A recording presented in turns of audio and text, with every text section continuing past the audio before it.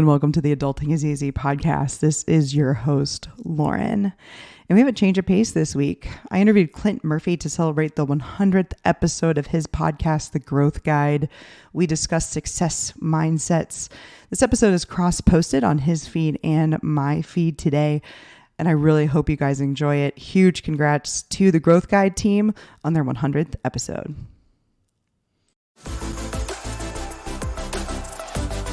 For episode 100, we got to flip the table. I sat down with my friend Lauren, who interviewed me about money, mindset, and habits to succeed in life in your personal and financial goals. I hope you enjoy the conversation and let us know if you want more of these personal deep dive conversations. Lauren, welcome to the Growth Guide podcast. Thank you for joining me. Today is an interesting one. We are recording episode 100, and part of my idea was that every 50 episodes or so, we'll flip the table and I'll have a friend interview me. Having been on your podcast, I thought of no one better than you to be the one to do it. And given we've had conversations together in spaces every week for a year, I thought you may know some good questions to throw at me. So I'm going to pass it over to you, and I will be in the hot seat, and I'm very nervous to be there. Thank you for having me, my friend. We've been friends for a couple of years now, so I'm very honored, and I feel a little pressure. I'm actually a little nervous too, but we'll see how this goes. All right, let's do it. So we hear that you are a father, a husband, a CFO, a writer, an influencer. I'm just going to use that word, amongst many other things. How do you do it? Are you doing the morning affirmations? Are you meditating, cold showers, waking up at 5? I mean, what's the recipe there? That is something that gets asked a lot, so it makes a lot of sense to start there. I have never traditionally been a morning person. And I would say that since I started this program, I have gotten up with a number that starts with a 5 more times in my life than I ever had before that. So I've definitely started waking up earlier. I haven't necessarily started going to bed earlier. In fact, I've likely been going to bed later. So it's a combo that can't be sustainable in the long run, which is I sacrificed a lot of sleep over the last, I'd say, 12 months in order to get things going. And then the big thing that you were aware of that we talked about while we were on Spaces was the ability to be privileged to be in a financial position where my wife was able to retire in November. And so now she's on Team Growth Guide as an operating partner and manages a lot of the podcast, a lot of the social media, and a lot of the day-to-day life. So her taking that on in November has been an absolute game changer. I'm sleeping again. I have energy. The weight's coming off. The health is going up. So I'd say it's been pushing the sleep. And then the other thing, which I know we're going to talk about because habits and mindset somewhere we always tackle, is I'd heard something a number of years ago from someone I admired who is Matt Fraser, who was, I believe, a 5-time CrossFit Games champion. In the early years, he was making it on the podium, not in first place, second or third. And he was doing a double major in engineering and business. And when someone asked him, how are you doing that double major and getting on the podium in CrossFit Games? He said, it's simple. It isn't easy, but it's really, really simple. You take everything in your life that doesn't contribute to those goals and you cut it the fuck out. And no more powerful words resonated with me than that. When people say, how do you do these things? Well, my priorities are my job as a CFO, my family, my mental health, and growing the Growth Guide, whether it's the podcast, This week we launched the newsletter and the social media. So those were the priorities. Everything else got cut. So just under a year ago, I quit drinking alcohol. I really didn't do much socialization. It was zone in, get it done, make it a primary focus. The other thing that helped, and you and I know that because we were on Spaces every week together, was COVID. I mean, a lot of people, COVID was horrible and it had a really negative effect on them. And coming out of it, they're in a worse spot than they were. So absolutely have to recognize that. And I feel for people who are in that situation. We were blessed to keep our jobs. We were blessed to be in an industry that continued to perform and did well through COVID with real estate. Most of my investments were in real estate. Those did well through COVID. And living in a city that had quarantines, it meant, Lauren, that I had nowhere to go. I had no kids' activities. I couldn't go see people. And so after a while, I just said, well, what am I going to do with my time? And that's when I joined Twitter. That's when I launched a podcast. And so were it not for COVID, you and I would not be having this conversation today. It's interesting. We're going to see the impacts of COVID, the positive ones and the negative ones, for a very long time. I was thinking back to COVID for me and my husband as well. And we traveled a lot for work before that. And when we stopped traveling for work, we bought a house hack, renovated it, and we were able to be there through that. And that really changed the course of our lives. So made some positive things happen there. So this idea of cutting everything out that isn't directly related to your priorities, it makes a lot of sense. However, you mentioned that it's basically not sustainable the way you did it in terms of the not sleeping enough thing, right? How do you know when to pivot towards, in that direction and then kind of back to a little more balance? It will be different for every person. I would say one of the strengths or weaknesses that I've had in my life, and my wife was laughing about this one last night, because you'll see I write a lot of content that I think I put a post out the other day that said it's a marathon, not a sprint. And she was laughing because she said, you're always sprinting. And I said, well, that's my MO. I sprint marathons. And the problem is, it's like, you can maintain that pace for a period of time. And if you're not cognizant of what's happening, you just run headlong into a wall and you're wiped out. And then it's, how do I replenish my chemicals? How do I replenish my biology? How do I fix my physical symptoms? And so I think you have to start to monitor, where am I at? What are my vitals? Whether it's your aura ring, whether it's your weight, whether it's how you feel and look in the mirror, and just be cognizant of what's happening with my body, mentally, physically, spiritually, emotionally. Am I being short with my kids? Am I being short with my wife? Am I falling asleep in a meeting at work, which may have happened last week? In fairness, 6 a.m. kids hockey practice. I'm the coach. We were up at 5 to go to it, so I was a little tired by the time I got to that meeting. Now, so you're watching all of that and saying, am I performing at my best? And when you're not, you start to put in practices to correct yourself.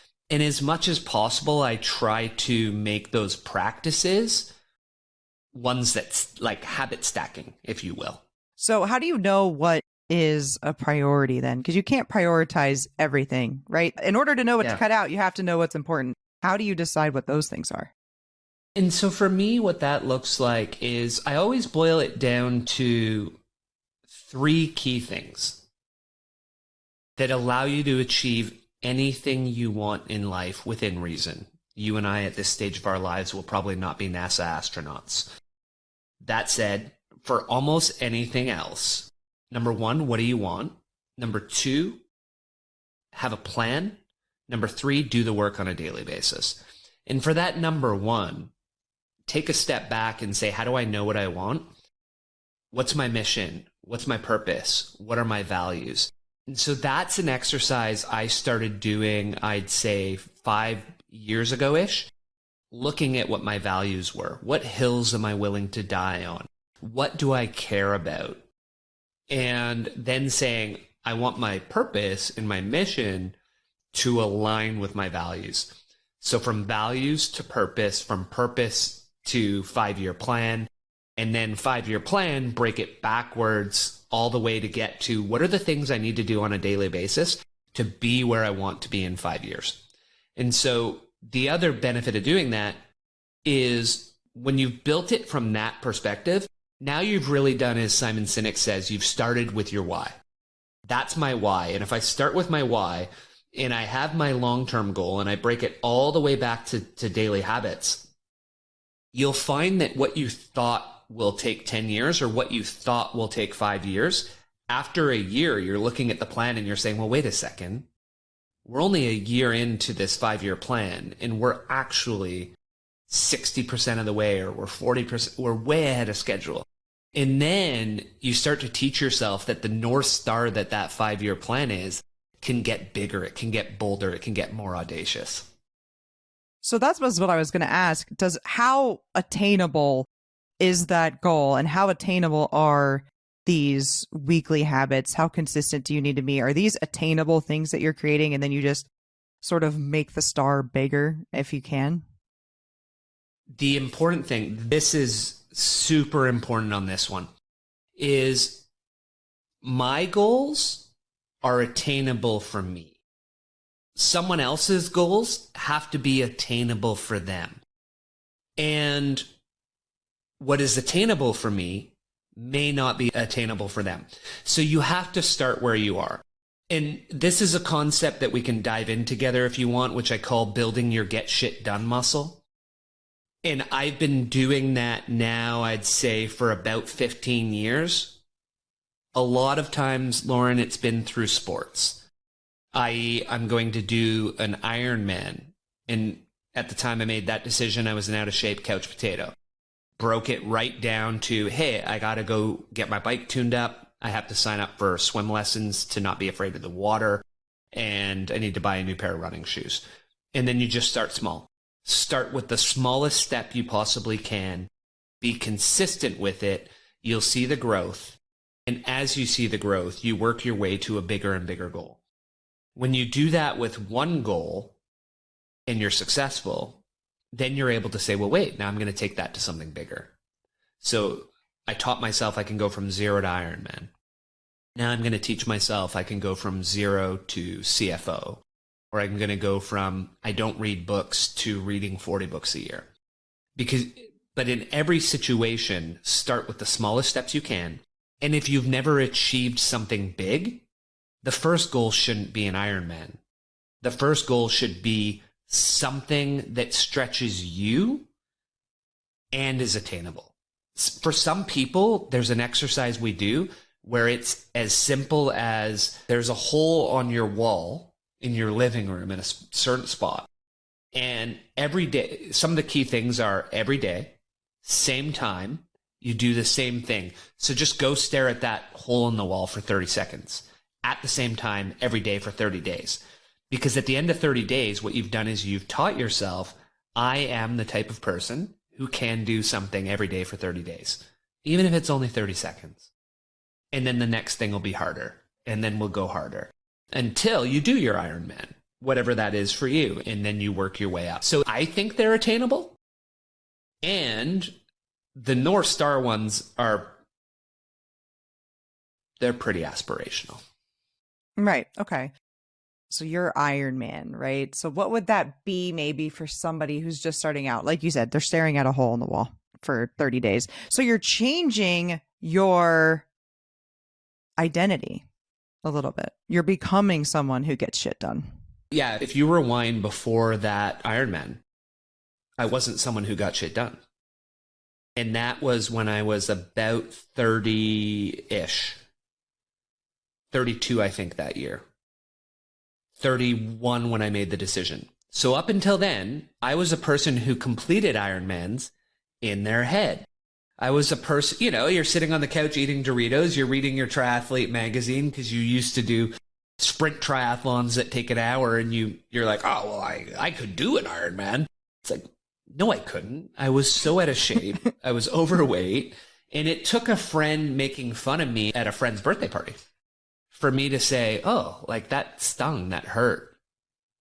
I realize in hindsight, a real friend wouldn't do that. B, they were right. Like, wow, I am out of shape. I can't do that. I can't go run 5K like my friend did, who I was congratulating when this other friend made fun of me and made a joke about it. So you look at it and say, well, wait, I'm not the person in reality that I am in my head. And so that was a harsh realization. And so I looked at my wife while I was in bed. I had Triathlete magazine, right? I'm out of shape in bed reading Triathlete. And there was a half Ironman in Calgary, which is the province right beside us. And I looked at her and I said, I'm going to sign up for this. It was a year away. And she just said, sure, because she'd seen me, so many things I'm going to do tomorrow and never do them. So she just said, sure. And then I started training. I signed up for the swim courses. I started jogging around the block. I went to the running room. The running rooms have you run for 10 minutes, you walk for a minute. You run for 10. Yep. I started that. Like, I started every single one of those categories at the barest bones necessary to get moving. So what does that look like for someone who's listening who wants to start? 5 years after that, I started a run streak where I ran every day for 1.5 years. Where that started was I ran for 10 minutes. I ran 2 kilometers, just a little over a mile. And that was it, like a jog, like out of shape jog, 1 mile. Okay, I feel good. Go home. That was it. For someone, it might be I put my running shoes, and I write about this actually in one of my first newsletters that comes out next week.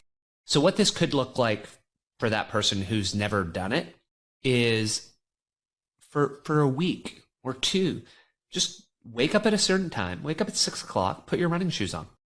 Do that for a week. In the second week, put your running shoes on and walk around the block. A week later, walk for a minute, jog for a minute. Walk for a minute, jog for a minute. A week later, walk for a minute, jog for 2. Walk for a minute, jog for 2. And over the course of 6 months, get to the point where you go from that to you're running 6 miles. And if you're only even increasing that 10% a week, it adds up very quickly. It becomes exponential. And it goes slow until it goes fast, which is something that we can definitely dive into. And the second part of that is you have to be willing to embrace the suck long enough to become good. And then you have to be good long enough to become great. Theoretically, what would happen if you missed a day? Yeah, good question. This is going to depend on the person as well. For me, missing days is a very bad thing. And that's the way I'm wired. I'm not much of a dimmer switch type of human. I'm an on or off. Yeah. And you're probably not surprised by that answer. And I think part of that is the ADHD, is because once I'm off, it's hard to get back on. Right. So for me, I try to do streaks. Like Twitter, I wrote every day for a year. And then at that point where I was exhausted, I just sent out a message and said, hey guys, I'm taking tomorrow off. It's been a good ride, but I need a break. But what that opens the door to is now on a Tuesday when I'm tired, I might not tweet. And it went from I'll write every day to, well, how am I feeling today? Mm-hmm. And so I never like to introduce that element of how am I feeling or do I want to? It's no, I do it. And so that's my way. That doesn't have to be everybody's way. And for me, that's the power of streaks. I'm a huge proponent of streaks, and especially for people who may have that similar wiring to me, where moderation isn't their answer. Right. And it's the same reason I quit alcohol 100%, was I can't moderate to the point where it's like, I'll only have a glass of wine when I'm out for dinner with friends. Like, I don't have that. It's like, oh, I had a glass of wine. Game's on. Let's go. Now it's time for a bottle. Now it's time for a bottle. Like, why? Like, we cracked it. Why wouldn't we finish it? And it's Wednesday night. Why wouldn't I have a glass of wine or oh wait, opened it? Why wouldn't I finish the bottle before I go back into work on Thursday? So it becomes problematic. Not to say I had a drinking problem to the audience. So you look at that, and what does that look like for other people? They may be streak people. They may be like me. If they're not, there's a concept that I really appreciate that I heard on a podcast, Tim Ferriss, that where the guests use the term daily-ish. Right? And it's like Right. you do it daily-ish. And one of the key components of daily-ish is a rule that Seinfeld is purported to have used as well, which is the 2-day rule. So you do it daily-ish, and you're going to miss some days. And you never miss 2 in a row. I like that. When That you works miss better one, for me. You're okay. When you miss 2, the habit's gone. Right. And so keep the habit.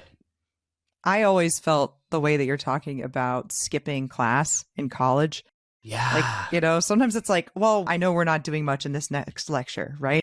But once I miss that one, what keeps me going from then on? So I just like didn't skip class. I just like wouldn't do it, no matter how much of a throwaway class it was or anything, because I just felt like once you start, and I've seen it. I've seen a lot of people, they crash and burn in college because they miss 1, they miss 2, and they're not going anymore. You know, as you say that, I realize a lot of people have dreams about school, and I thought I didn't. But I realize periodically I do have dreams about school. And almost always what's happening is, like, I haven't gone to class for like a month, and I'm like, oh, I wonder if I have homework for that class. I probably do. I'm behind in everything. And then it's like, oh, like I need to start going. And I don't know what that dream is telling me, but it's that literal fear of, oh my gosh, I thought I could skip math because I was focused on this, but I must owe so much homework for that. It's a really weird one now that you say it. Yeah. Yeah, school dreams are big. I think I've had some before where I thought I was like late, right? I'm late for that thing that I was working really hard for. And they say that's because you're stressed, which I can't imagine why that would be, but you mentioned that you told your wife that you signed up for this Ironman. Is that like an accountability partner thing? Is that something that you work into your life? I think part of it was that it was, you know, back then we were younger, so financially it wasn't cheap. Got it. And 2, it was at a province. So it was sort of like, hey, I'm signing up for this. Just if we're going, so for example, for you, it would be like going from Florida to North Carolina, and you're going to say, hey, like, let's tack a vacation onto this. We've got family in Calgary. Let's go see them and let's make it a thing. And so she was like, okay, yeah, sure. I think for at least 6 months, it was like, yeah, sure, whatever. And then as I got in shape, it was, oh, like, this is real. Yeah, I should book some accommodations and we'll actually go. So did your wife book the accommodations or did you? I have probably never booked any accommodations for anything. She doesn't trust me with anything that has to do with comparison shopping or rates, you know, because I just find something I like and go with it. And she's more like, what's the best price? What's the best value for dollar? And did I check 32 websites? And like, I value my time a lot more than she does. And so when something takes research, she doesn't let me get involved. My reason for asking that question was you said you're someone with no dimmer switch. I'm wondering, does your wife have a dimmer switch? And what do you do? How do you surround yourself with the people that are maybe better at some things that you're not so good at? That 100%. Like, if you look at my wife and me, in probably some very key ways, we're exact opposites. And where I have holes in my game, she plugs the heck out of those. Like, when it comes to work, I'm a very organized human. When it comes to outside of work, I fly heavily by the seat of my pants. And if I'm going, like, you were just asking me questions while we were chatting before the call, I mentioned that I'm going Florida tomorrow, which, I probably ought to have mentioned to you weeks ago and said, hey, are you available for dinner? But it just didn't even think about it. And then you said, oh, well, where are you going? Where are you staying? And I was like, I have no idea. And I'm leaving tomorrow morning at 7 o'clock on the plane. And I still don't even know where I'm going. A friend was like, I said, oh, I think I'm flying through Texas to get there. And he said, are you going to this airport? And I was like, I don't know. I legit just don't put any time into that. And she'll create, if we're going to Disneyland, she has legit a binder with the itinerary for the week. as the front page, and don't worry, she builds in scheduled rest time. And then each page is like that day, like Yep. the all the printouts of the hotels and the car, and it's like, I would never do that. But the complement of that between each other has made things very seamless. And do you look for, like in your CFO job, do you have people around you that complete you as well? Yeah, 100%. When it comes to work, you have to, as a leader, you have to find people that plug your holes. And so I've always done a few things. One is I tend to target people that I think are very bright. That's huge for me. Is you're smart, you're a critical thinker, and you're a hard worker. If you have those three skill sets, we can teach you anything, and we're going to get along super well, and you're going to be here for the long term. As long as I can do three things, I can help you grow personally, professionally, financially. So if I can provide that, you'll stay. And so I look for people who have those three attributes. And then I also, let's make sure that if I'm wild and flighty and ideas, and that I've got some people who are based and who are organized and who are on top of things. And if they're more like me, that they have people like that. And let's fill the teams so that between all of us, we tick all the boxes. When I was a kid, and maybe this is the same for you, we're not really that far apart in age, but like there was this idea of, okay, here's your strengths, here's your weaknesses. Work on your weaknesses to get better, right? And I'm not saying you shouldn't do any of that, but are there any things maybe that you're weak on that you're trying to work on, and that should that be something that people strive for too? Most people that are successful focus predominantly on their strengths. So what I would say they do is they focus on their weaknesses to the point that they remove them as what we call a CLM, career limiting move. So now you've got the weakness out of the way. It's no longer a roadblock to your future. But if you try to make your weaknesses as good as your strengths, and you forgo the strengths while you're focusing on those weaknesses, at best, you'll be average. If you focus heavily on your strengths and bring them to superstar level while addressing some of the weaknesses, you will be a star and you will be successful. So I think people ought to, they need to know, what are my strengths and weaknesses? And I have spent a lot of time on my weaknesses. For me, what that looks like, and I'm still doing it, I think too quickly, I respond too fast, I talk too fast. When you combine all of that, a mantra that I received about a decade ago was slow down, listen, be more patient and reflective. And so I'd say since then, I've therapy, men's groups, meditation training, meditation teacher training, starting a podcast, focusing on breath work, and all of it, even the way you and I are talking right now, the pace, all of it is slowing down, being present, you and me right here, this conversation. And so I'd say that's the biggest thing I've focused on the last 10 years as my roadblock and what I need to improve. And for people who interact with me today, they may be surprised to hear that answer from 10 years ago, because you can become a completely different human being in a very short window of time. Like every 2 years, if people who haven't seen you for those 2 years meet you and think you're the exact same as you were, sometimes I think you probably haven't been doing enough work on yourself. Yeah, that's interesting. That's an interesting point. So we talked about prioritizing and setting goals and creating habits and being consistent. And we talked about having, knowing what your strengths are. I love your point about minimizing weaknesses.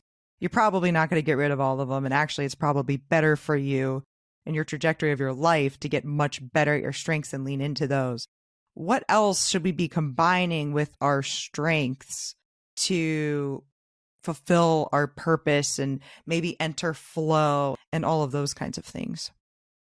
Oh, interesting. So if we want to enter flow, then we want to set ourselves up to be in a position to enter it. So one of the things we want to do is say, when I'm in a flow state, I fill in the blank. I'm working on this. I'm listening to this music. I'm in this room. I've set the lights this way. Whatever that environment that gets you into the flow state, start to recognize, how do you recreate that environment that you're in so that you can get back into flow? Some of the things that I've read that help are when you're working on something that you love and it's challenging. It's not so challenging that you can't do it, but it's not easy. And so that effort of trying to, whether it's solve the problem or get to where you want to get, that striving element helps get you into that flow zone. And part of what I like to do is say, because that ties a bit to your purpose. The more you're working on your purpose, the more you're in flow. Right. And I think you're probably good at whatever you're doing also, to some extent. Maybe you're 100%. not that 10,000 hours expert at that thing. And maybe that's what actually helps you enter flow, like you said, because you're challenged. But I think there's a success and a purpose that are aligned to get you into that state. 100%. And like, think about when we're in spaces together. I love doing spaces. I could do them with you for 8 hours.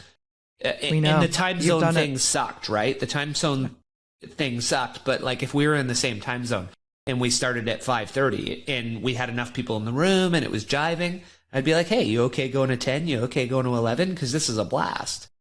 So what are those things for you?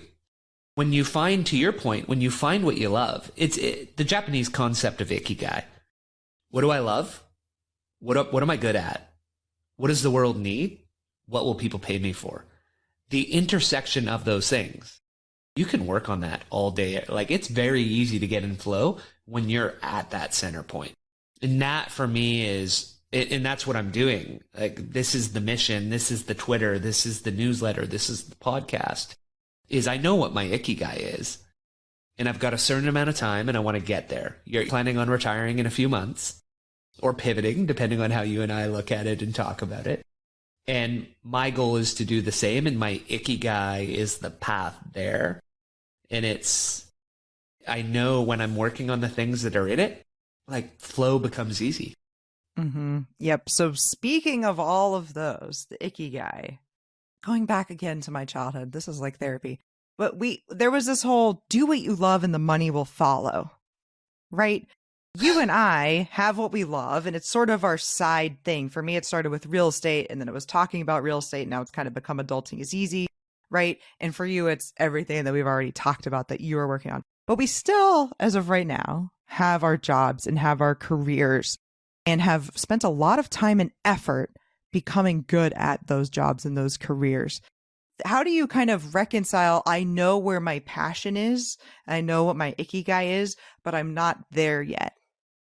I think a lot of the information we give young people is fucked up. Follow your passion. You're usually hearing that from someone who is already wealthy. I get called this, and I'm not a boomer, but they bought their house in the 70s for $500 and they're like, you should follow your purpose. It's like, dude, do you know how much rent is in the city I live in? Like, do you know how much it costs to get groceries and live life? Like, I can't follow my purpose. I can't follow my passion. And so I think for a lot of young people, what I'd say is a fewfold. One, use your skills to help you make money at a job that you can be successful at while still moderately enjoying it. And totally recognizing that, like, not 100% of it's going to be great, but 100% of nothing's going to be great. Focus on the elements that you love. Do I like accounting? No. Am I a CFO? Yes. And I love helping people grow personally, professionally, and financially. So I can build a team. I can support them. I can help them grow. and I'm I'm good at accounting. I'm good at finance. I'm good at the aspects of the CFO job, and I can focus on the element of the job that I love while still adding value to the people that own the company because I'm good at the other things, even if they may not be the piece of the job I love. So you do that. That's one. Number two, the passion you can still pursue. It doesn't have to be a monetary aspect. And you can use the job to fulfill it. You want to build homes in Haiti? Great. Get your job, make money, volunteer for an organization that goes and does that and do that on your vacation. Or you want to be an artist. Okay, well, do your job, make money, and then paint at night, write at night. And what you'll find happens when people are saying, well, it's this or this. Why? Why can't it be this and this? And part of why I look at that is, well, I'm working full time and I'm doing this. And I recognize it's a bit of a privileged place because part of the way I was able to do it when you asked it, I left out a super important thing, which was my wife was doing a lot of heavy lifting that I didn't have to do.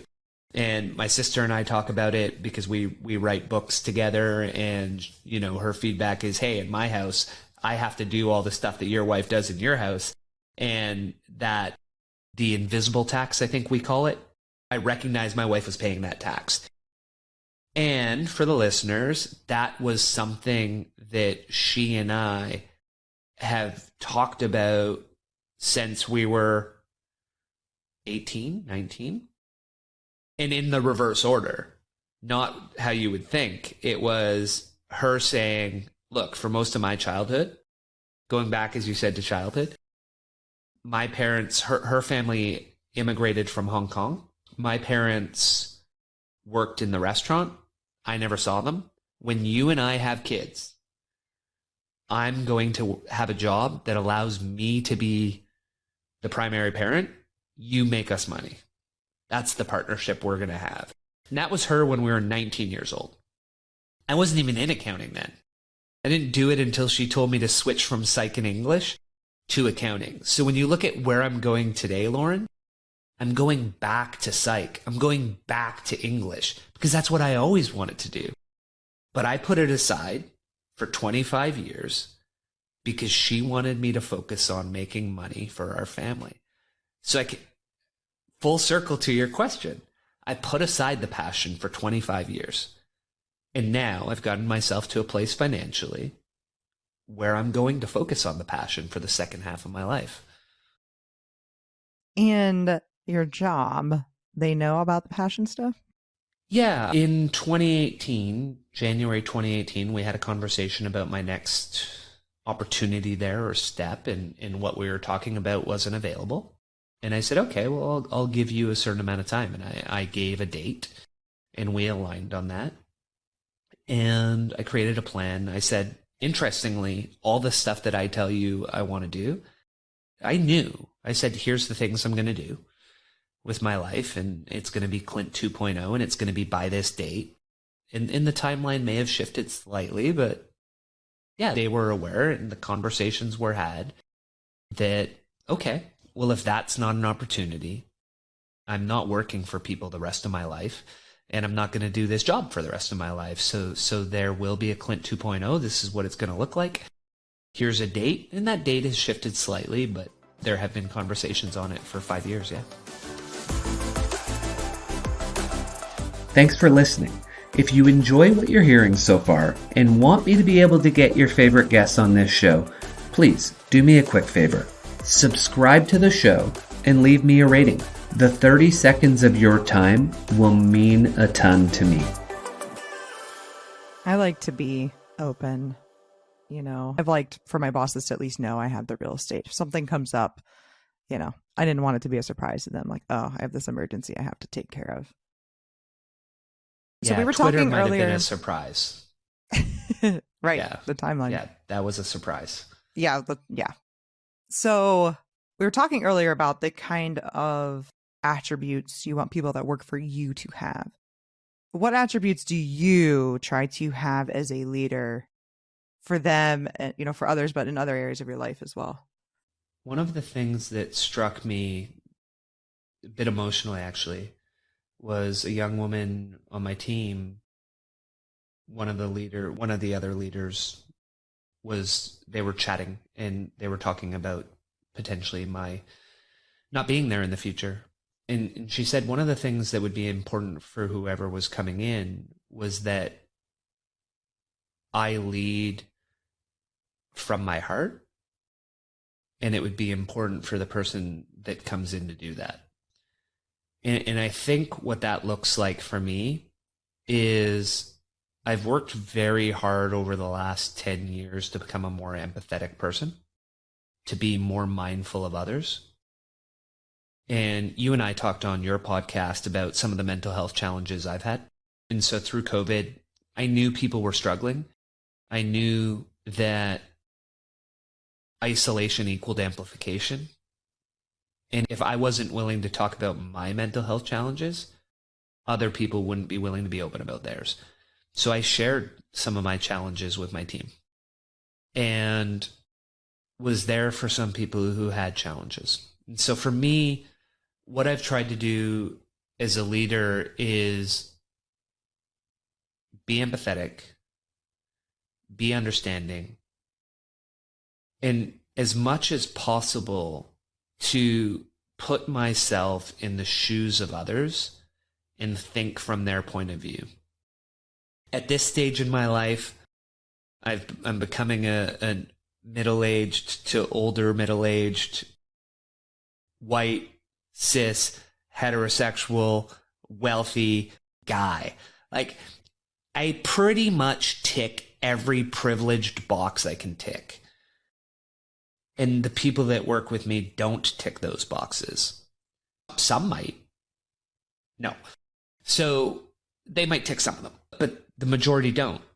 And so what is it like to be a person of color? What is it like to not have to be a student still? And some of that stuff I will never know.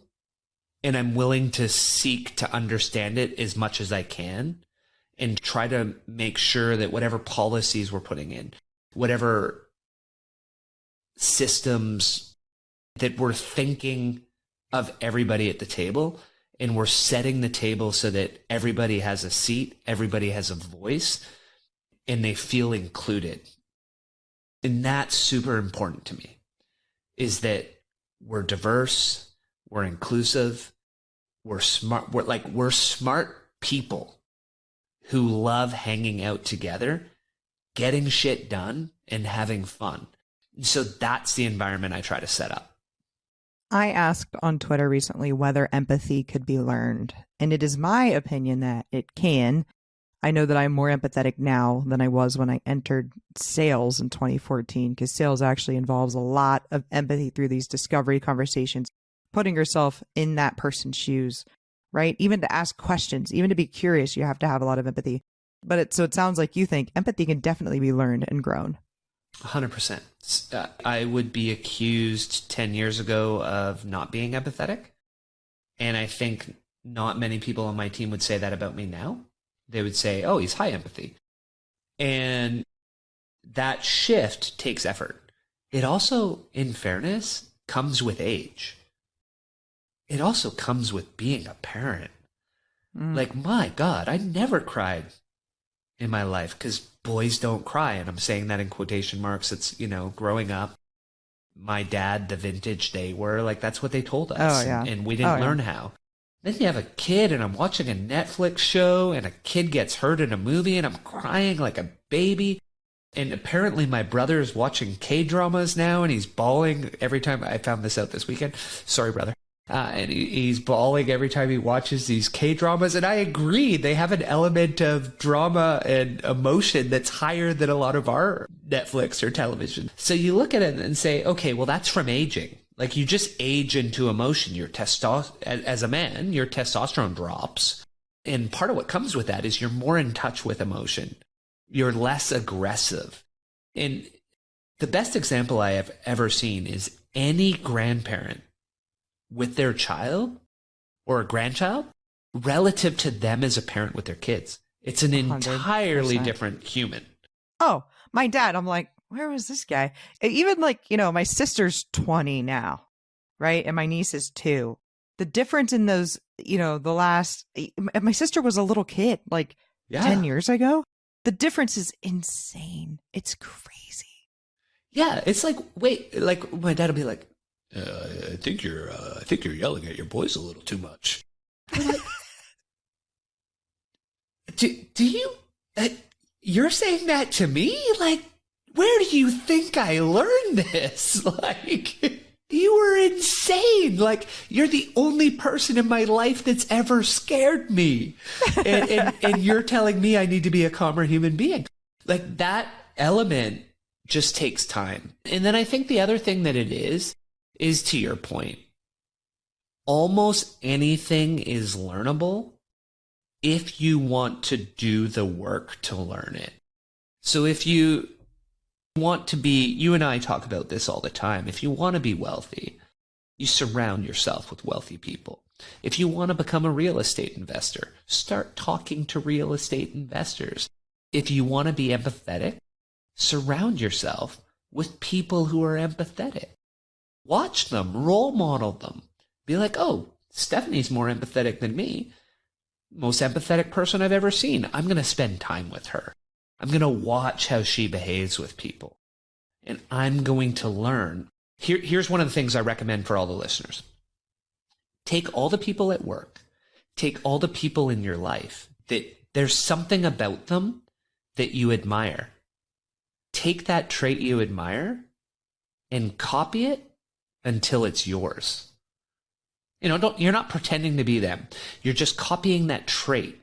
You're copying that one behavior until it's yours. And then go find another trait from another person.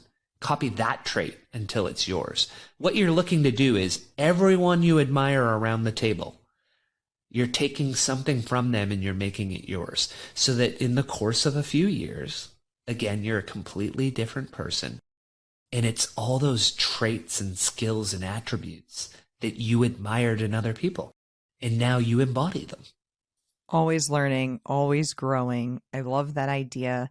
I also, something that I've noticed lately, right? We've sort of been in the world of money Twitter, right? So we always talk about compounding in terms of our real estate, our savings, our investments, right? But you can compound as a person with your growth, which I think is fascinating. That's really the process you're talking about. 100%. And you just nailed the first 2 articles of the newsletter. Consistency and compounding. Those are the 2 of the most important things in our lives. So there are 2 things in the Growth Guide newsletter that I'll talk about regularly. How do you be consistent? How do you compound? What do you compound? Yeah, absolutely. Yeah, you can tell we've been talking for like a year and a half, 2 years now. I like alliteration, consistency and compound. Well, that's natural. So you mentioned how you and I met. I had you on my Adulting is Easy podcast, and we actually talked about some failures that you had that you were very open about. And we see this on social all the time. Obviously, it's a lot of the highlight reel. I do notice Money Twitter getting a little better about sharing failures, which I will congratulate that side of things for. But some of those failures were related to some real estate investments that you made. Can you talk a little bit about those and how you invest in real estate and things like that? Yeah, I would say for me, the way we invest in real estate is we've tended, because we live in a high cost of living city, it's a lot harder to invest for cash flow. And so what we've tended to focus on is identifying areas where we think there's upcoming improvements, growth. It's going to be better 5 years from now than it is today. It's going to be better 2 years from now than it is today. So gentrification may be how some people call it. The path of progress is how I refer to it. And so we tend to focus on that, areas in the path of progress. And we've been reasonably successful at that. We tend to focus on pre-sale units. So if someone's starting out, cash flow is great. If you live in a city or a state where you can cash flow, focus on it. If you can add value to the property yourself, focus on that. Those are 2 things I would focus on if I was starting over again, Lauren. and if I lived in the US and had that opportunity. So we've focused mostly on pre-sale. And for those who are listening who don't know what pre-sale is, it means the developer hasn't started building, or they may have started building. They haven't finished construction yet. So you're buying in advance of completion. The developer is then able to go to the bank and say, look, I've sold 65% of the project. Give me the money to build it. And the banks will, and then the project gets underway. So we've done that, and we've been reasonably successful. A lot of luck along the way. The benefit that we've had and the challenges that have led to some of the hit have largely been government related. So the first one on the wins is going back to the supply and demand argument. There's not enough supply. In the regulations, the red tape, the number of houses that can get built aren't sufficient to bring the price of homes down or the rents. And the government of Canada is trying to set records with new immigration. So you have 500,000 people moving here a year, and you're not even building enough homes to home the people that are already here affordably. So it's just a recipe for disaster. And this keeps replaying. And then every few years, they slap on a number of rules that are meant to attack the demand side. Taxes, empty home tax, vacancy tax. We now have a foreign home buyer ban. We had a tax. Now we've banned foreigners from buying homes. That's just in the last month that came out. And it's very problematic the way it was drafted. So it's like we're going to attack the demand, but what they're not doing is building any more homes. So every 3 to 5 years, you can only plug the valve for so long before it explodes. And then we have a 2-year period where real estate prices are up 40, 50, 60% because you artificially tried to stop demand, but you didn't build enough homes, and the demand just builds up and then explodes. So that's how we've had the wins. It's also what's led to some of the losses. The biggest loss we had was, and I have a lot less regret than the first time you and I talked. Good. Because we've lived in the house through COVID. So the biggest loss we had was building our single family home. So we bought dirt, designed, and built. And the 2 weeks after we bought was the first time they implemented a foreign buyer's tax, they called it. And it was a 15% tax in X jurisdiction, which just happened to be where we bought land to build a home. So part of you knew instinctually, if that demographic that just got banned was buying a lot of homes in those areas, the price of those homes probably just went down 15% to account for the tax, which roughly happened. So it's like, okay, we just spent, and we live in a high cost of living city, so a couple $1 million for dirt, and that just dropped in value 15%. Like, oh, that stung. It stung a lot. And then the project was 50%. It was on budget and it was on time, right? Yeah. It was perfect. It was just the dirt that became the problem. Everything else was fine after That's fair. So net, it was 50% over budget and 50% over on time. But what that was, like, you nailed it, Lauren. It turned out that geologically, there's a creek running through our lot. And so, like, the water comes up. And so we needed to do what's called piling, and like the amount of piles we needed. It was in the neighborhood of $500,000 that we hadn't budgeted for. And so, like, by the time all of that was done, it wiped out half our net worth almost overnight. And it was just, that was, it was a sting, right? Because we were almost 40, and you spend 40 years, of course, 20 of those 40 years, like, you can't really count, like, it's like you're having fun being a kid and learning. But the 20 where you're working hard and you're saving and you're sacrificing and you're like putting your money away so that you can build a net worth and you're doing everything right. And then boom, just gets wiped out overnight. It was probably the second of 2 big hits that we took. And you think I won't recover. But over the last 3 years with what's happened in real estate, and while we had the house, we'd purchased, I mean, we got our number of homes up to 9. So the win that happened over the last 3 years more than made up for that loss.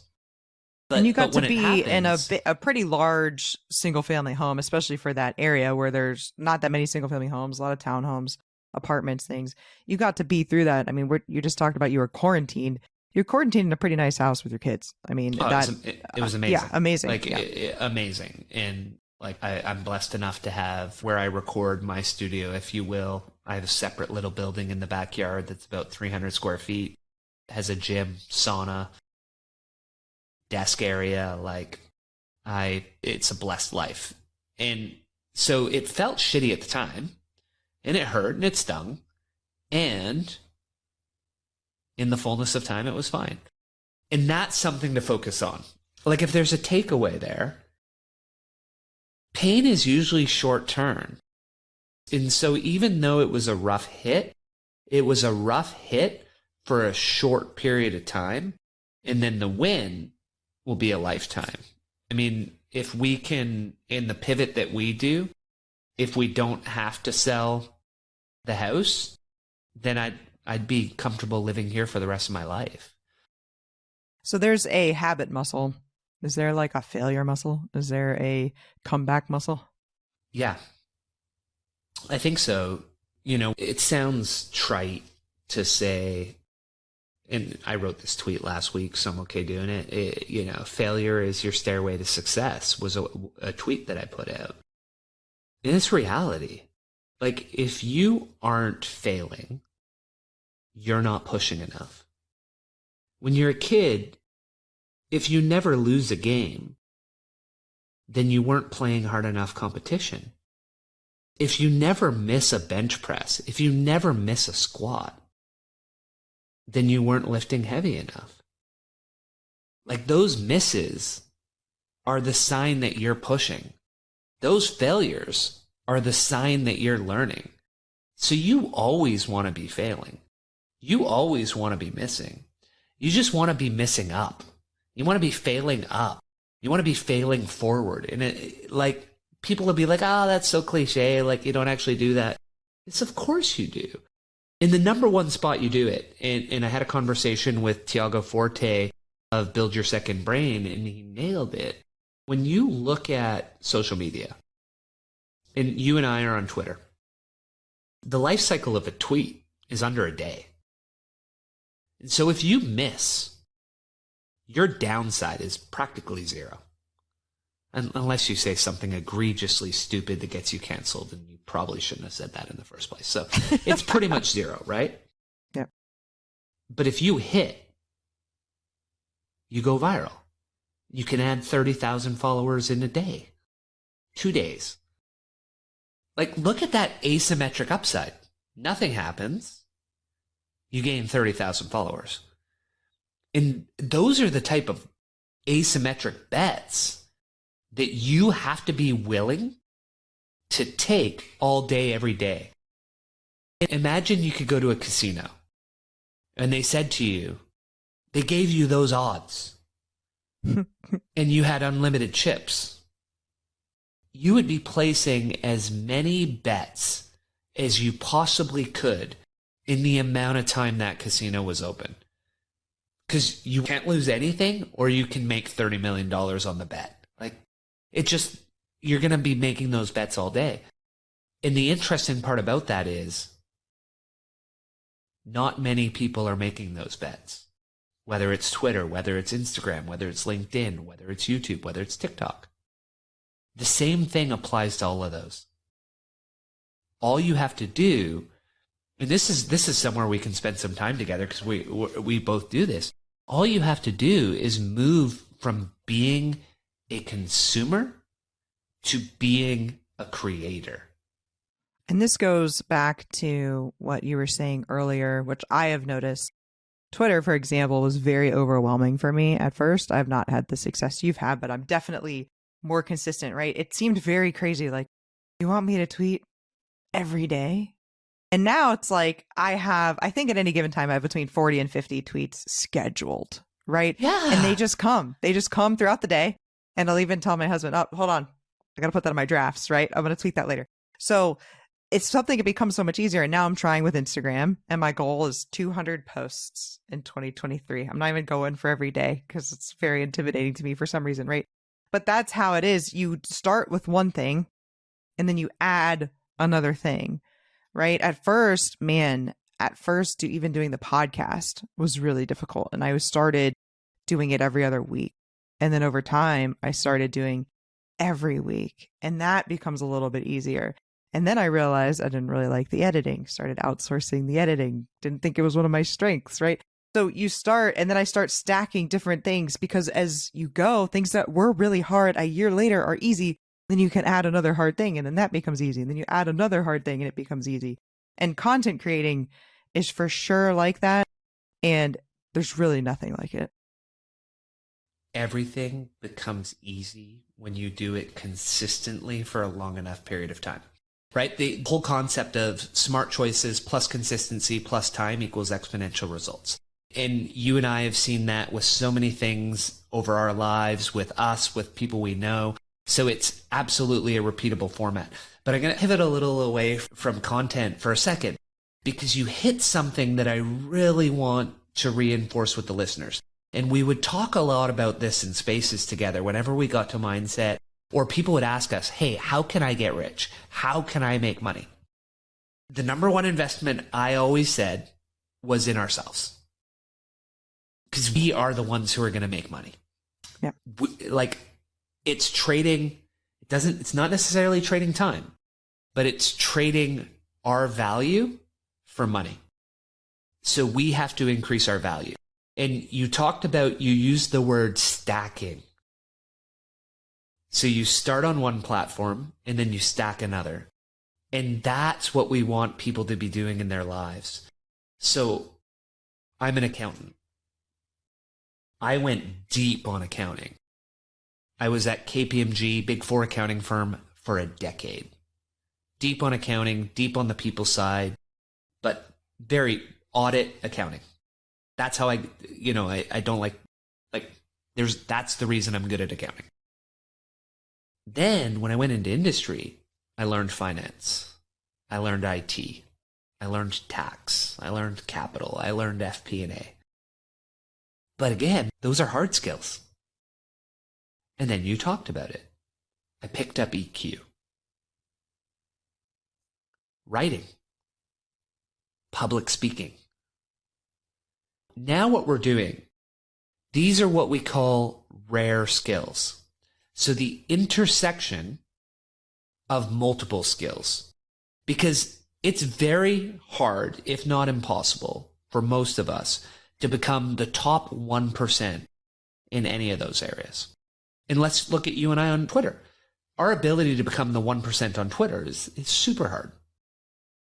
But to get into the top 10% of anything is not that hard, right? Time, effort, commitment, certain baseline intelligence, you can get to the top 10%.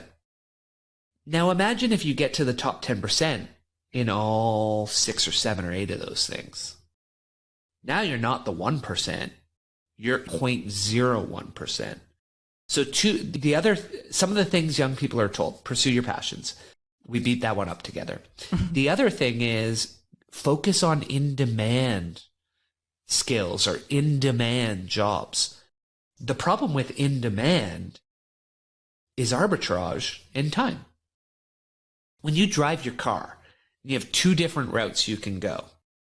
And you think you're a genius because you always take route B, because it's way faster than route A. If route B is faster than route A, enough cars will divert to route B until the point that route A and route B are the same. It's homeostasis. It's going to happen. That's what in-demand skills are. That's what in-demand jobs are. Enough people go into them until the cost of labor for those jobs is the same as other jobs. So don't make pursuit of your passion your main thing for your job, and don't focus on in-demand skills. Focus on rare skills. And the rare skills are combinations of things that you generally don't see. So you went for a career in sales. So then you would say, well, what are salespeople usually not good at? What don't I usually see paired with sales? Some of the things that I've seen in my history that generally don't go with sales. Accounting. Mm-hmm. Focusing on the numbers. Focusing on the operations side of the business. Yeah. Because you're always selling, but you're not going to ask the person who's actually producing what you're selling what it costs to produce it, how easy it is to rejig the line to produce. So learn operations, learn accounting, learn finance. Now you're going to be a salesperson that everybody wants to work with. Learn public speaking, learn how to write, learn copywriting, learn web design. Like when you combine all of that, you'll be the best salesperson everybody wants to work with. So combine attributes that you normally don't see in the role that you want to be in. What I would add to that, as well as all of those things you said, is leadership skills. Even as an individual contributor salesperson, for example, I think generally the world has come to agree that everybody to some extent is selling, right? You got to sell yourself in one way or another. Even if sales isn't your job, you got to sell something at some point. Leadership is something that you can have even if you're not managing other people. And as a salesperson, for example, if I am a leader, if I am seen as a leader, then people are more likely to follow me. And I need support people to follow me. I need other salespeople to follow me. Sometimes I need my boss to follow me to get deals across the finish line. And that was something that I was thinking about recently, where we kind of talk about everybody needs, empathy, curiosity, public speaking skills, sales. But I think everybody should have leadership skills too. Everybody should have leadership skills. Everybody should have sales skills. I'm not a salesperson, and you have to recognize you are always selling. If you're not selling something, you are selling yourself. If you're not leading others, you're leading yourself, and other people are leading you. So the more you know about leadership, the more you can interact with your own leader, and you can interact with the people below you, beside you, across from you, your kids. Those are two fundamental skill sets we should all focus on and we should all improve on, which is the course I'm going to this weekend, is selling. I'm excited to hear how that goes. Yeah, me too. Should be good. Did you want to talk any more about real estate? I know we talked about how your current thesis, or for a while, has been buying pre-sales, path of progress, things like that. Is there anything that people should be aware of that aren't in those high cost of living areas? I know you said cash flow, but is there anything else that if people are thinking about getting into real estate that they should be thinking about? Well, something that's always been important to you and me, I think, is being cognizant of where you are in the cycle, what's happening in the broader economy, and paying attention to the overall situation that's evolving. And what that looks like, what I worry about is, for the last year, 2 years, 3 years, you and I would be in the spaces and we would hear a lot of people jump in and they're talking about no money down and it's all debt and it's okay. I rode this one up and I borrowed against it and I bought 3 more and then I rode those up and I borrowed against them and I bought 5 more. And I worry about where those people are today. Yeah. And I part of it is, you do have the benefit in America that you can get those 20-year loans with interest locked up for 20 years. It's like, okay, well, you're probably 30. We can't go past 5. Yeah. So you've got a 30-year loan, your interest rate, it cash flows, you're fine. Well, that's good. But I think people need to be aware of what's happening with interest rates, what's potentially going to happen with, you and I have talked on the spaces before that generally anywhere from 11 to 72 months later, or 84, you have a recession after the first interest rate hike. We've had the fastest interest rate hikes and the most since the 80s. None of us have seen this. A lot of us haven't seen this in our lifetime. And so there is going to be fallout. there is going to be an impact. Something is going to break. We just don't know what it is. And so what I'd encourage younger people to make sure they're not doing is overextending themselves. And that's why I would suggest they focus on the cash flow aspect, because if it cash flows, then you're generally pretty good for the long term, because the cash flow will cover the cost of the debt and you're happy. And grow slower than you otherwise may think you should. Be patient. Real estate's not about getting rich fast. You'll get wealthy slowly, safely over a long period of time.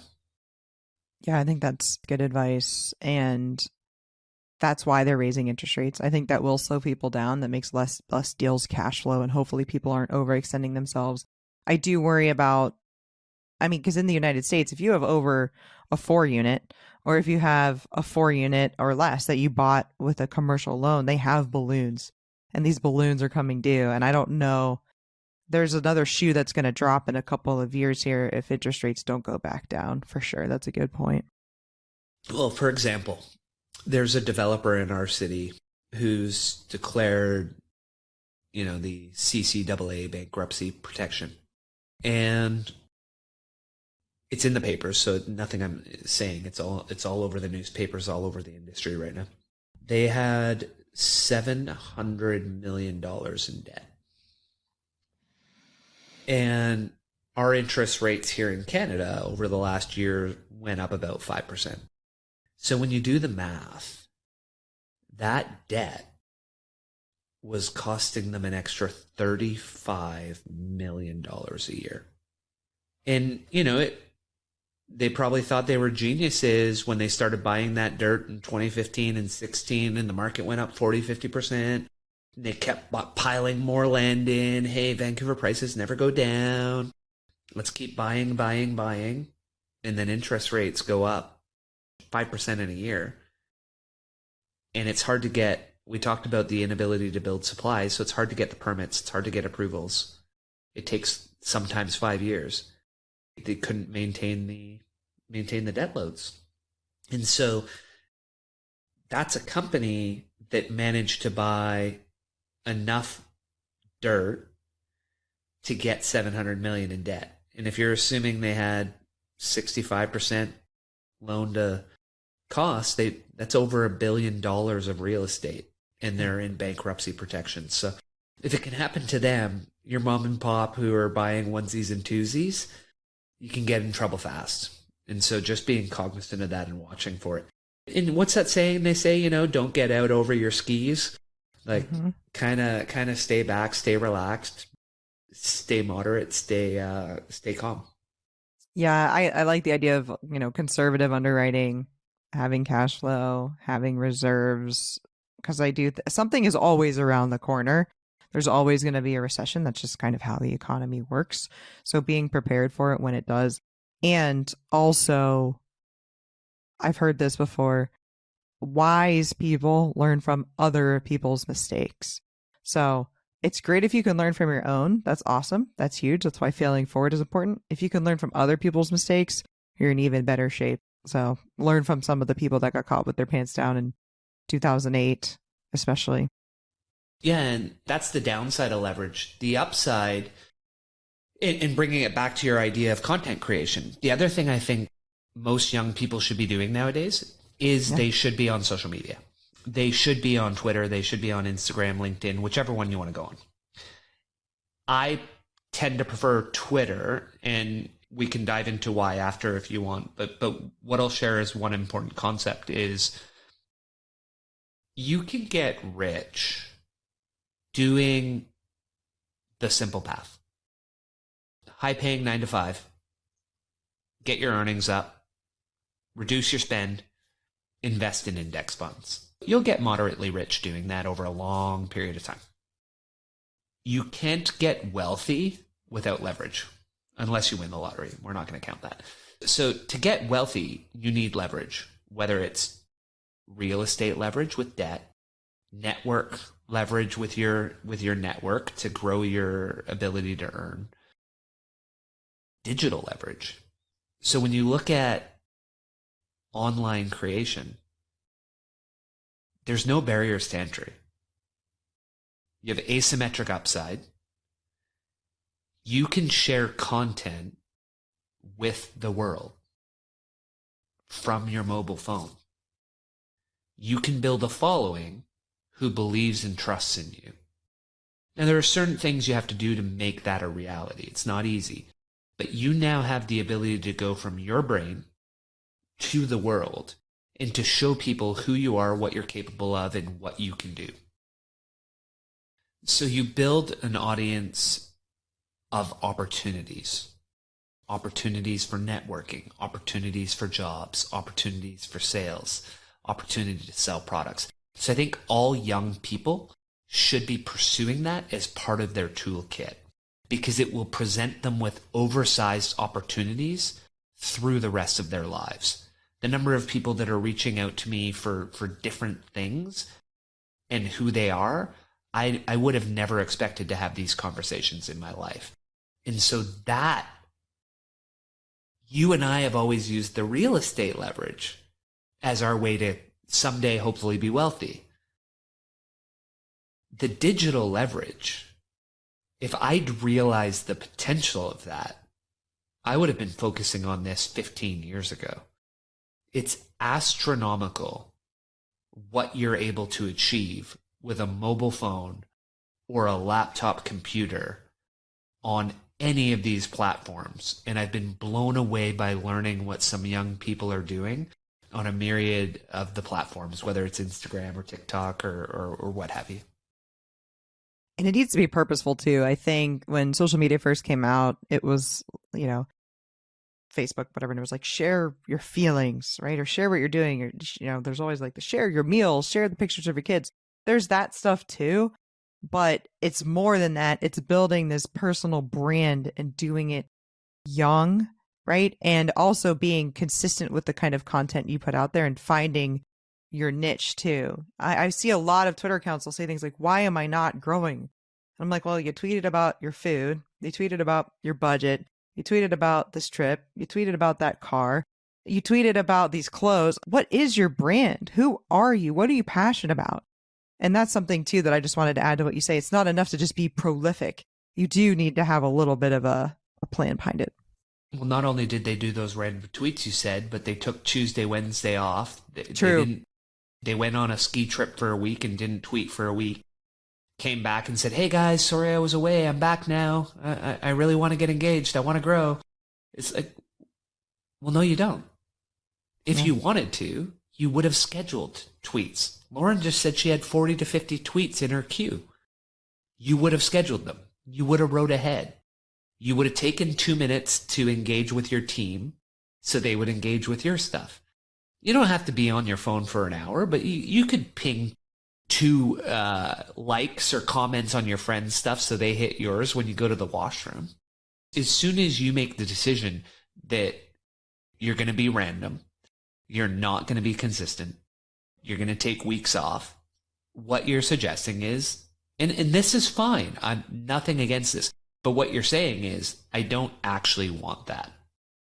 Because whatever you want, we could graph results on the y-axis and effort on the x-axis.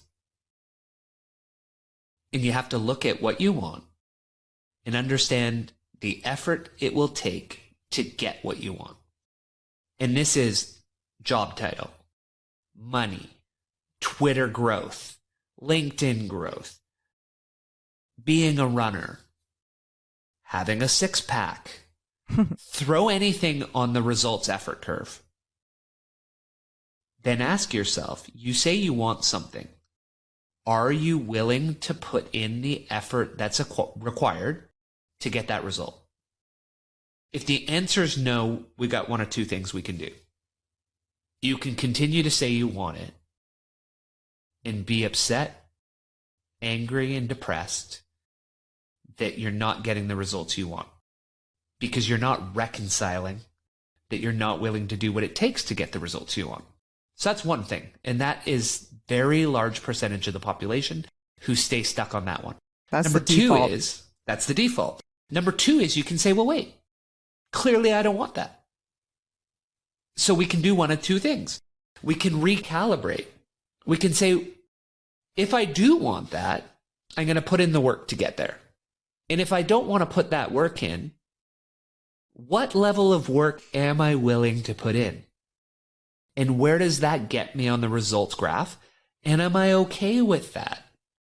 And if you reconcile effort required to results desired and they match, life's happy. You're happy.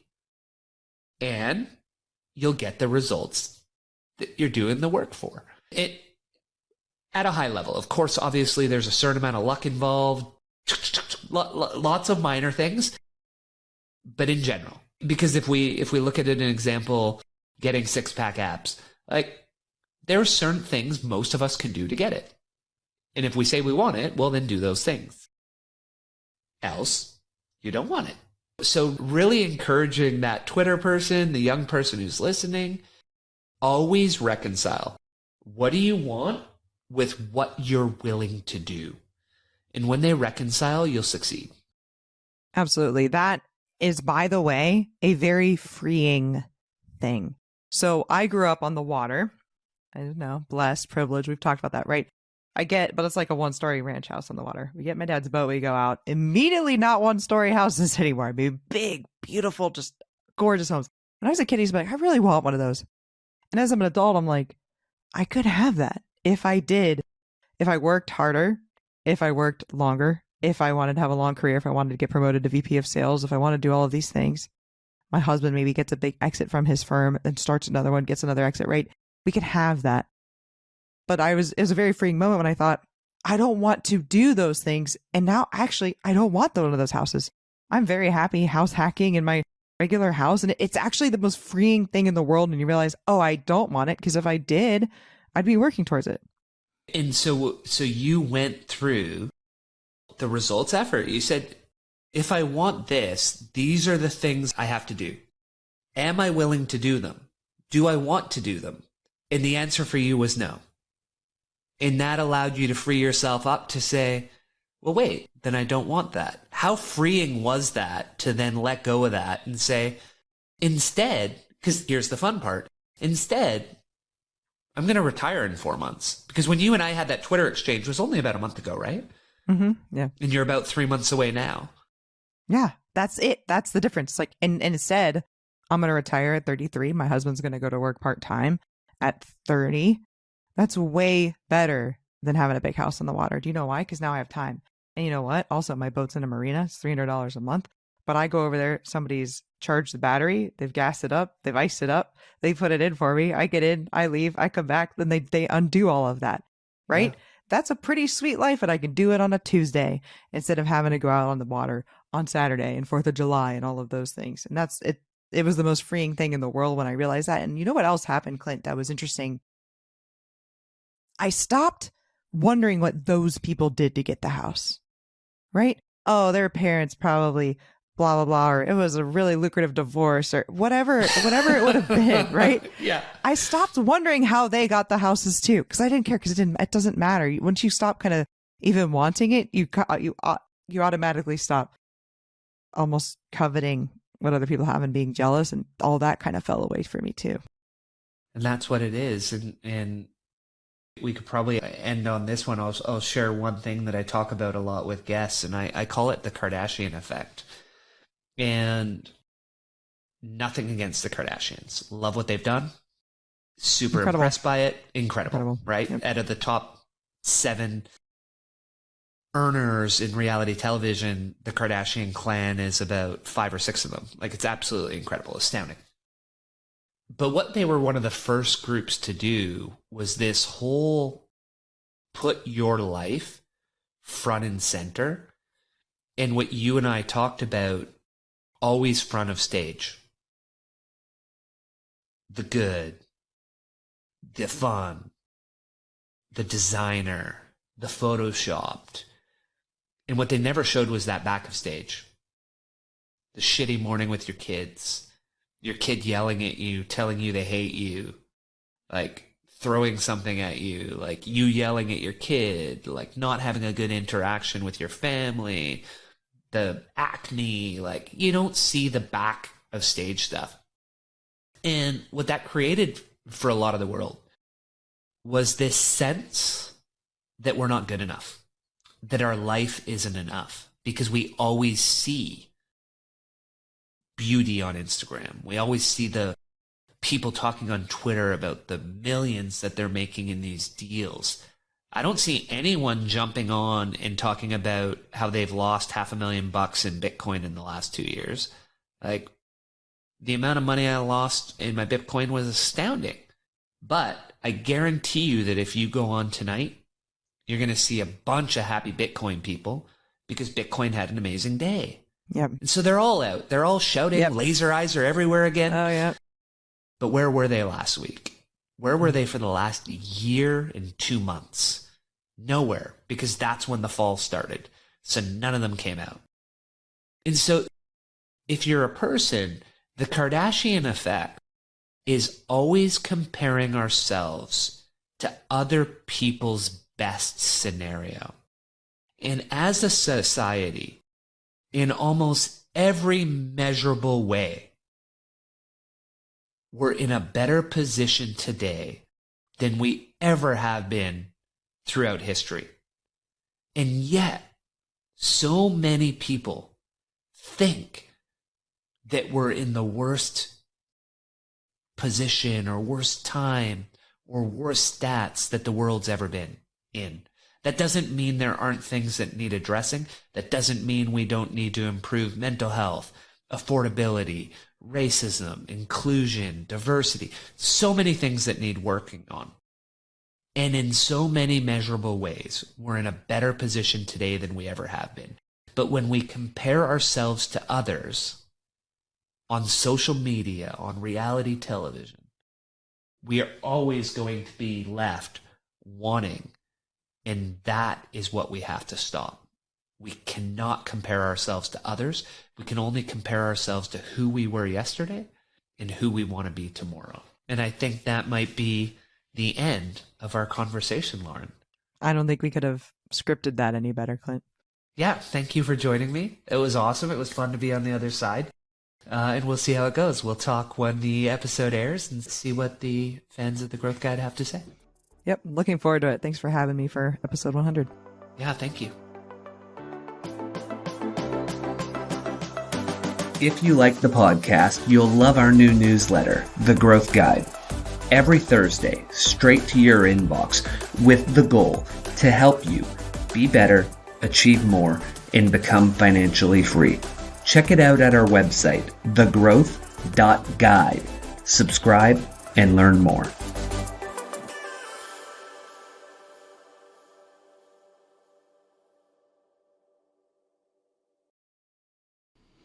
There you have it. I hope you guys enjoyed the 100th episode of The Growth Guide and my interview of Clint Murphy. Don't forget to follow me at Adulting is Easy on Twitter, Instagram at Adulting is Easy Real. You can email me at realadultingiseasy@gmail.com.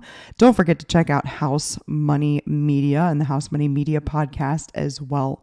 We will see you next time.